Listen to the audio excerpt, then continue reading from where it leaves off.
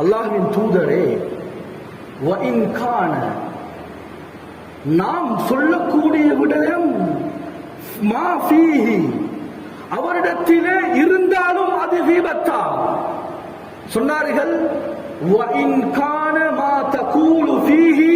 அவருடைய விடயத்திலே சொல்லக்கூடியது உண்மையிலே அவரிடத்திலே இருந்தால் நீ அவரை பற்றி கீபத் புறம் பேசிவிட்டாய். நீ சொல்லக்கூடிய விடயம் அவரிடத்திலே இல்லாவிட்டால் நீ அவரை இட்டு கட்டிவிட்டாய். ஒரே சொல்தான் ரெண்டு பாவங்களை சம்பாதிக்கலாம். உலமாக்கள் எழுதுகின்றார்கள், ஒரே சொல்லுதான் ரெண்டு பாவங்களை சம்பாதிக்கலாம். இது கீபத்துக்கு மாத்திரம் விசேஷமான ஒரு தன்மை. ஒரு மஜ்லிஸிலே நாம் ஒருவரை பற்றி சாதாரணமாக பேசிவிடுகிறோம். உதாரணத்துக்கு, இவர் மிகப்பெரிய ஒரு கஞ்சன்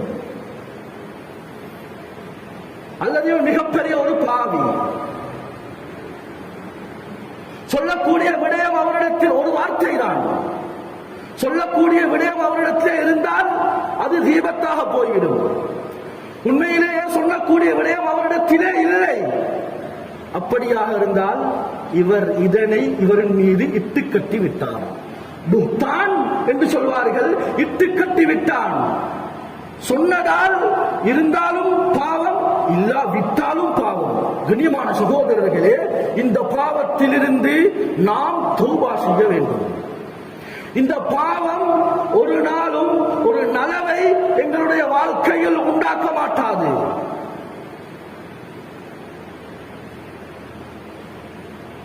அல்லாஹு தஆலா குர்ஆன்ல பாவிக்கக்கூடிய வார்த்தை உபயோகங்கள்ல மிகவும் ஒரு மோசமான வார்த்தை உபயோகத்தை அல்லாஹ் இந்த கீபத்துடைய விடயத்திலே தான், புறத்துடைய விடயத்திலே தான் அல்லாஹு தஆலா பாவித்திருக்கிறான்.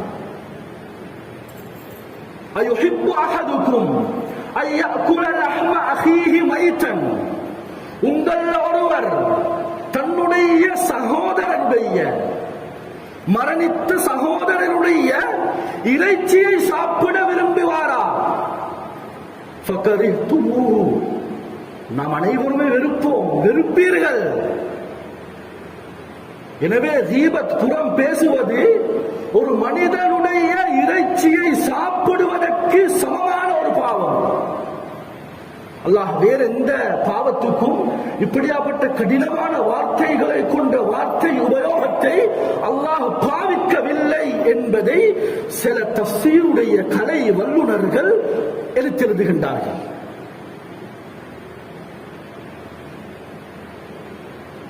ஒரு தடவை சஅத் இப்னு அபீ வக்காஸ் ரலியல்லாஹு அன்ஹு அவர்கள் தன்னுடைய தோழர்களோடு ஒரு பக்கமாக நடந்து சென்று கொண்டிருக்கின்றார்கள். மர்ர அலா பகலின் மையத்தின், செத்து அப்படியே வறண்டு அது அப்படியே ஊதி போயிருக்கக்கூடிய பழுதாக இருக்கக்கூடிய ஒரு கழுதைக்கு பக்கத்தால் நடந்து சென்றார்கள்.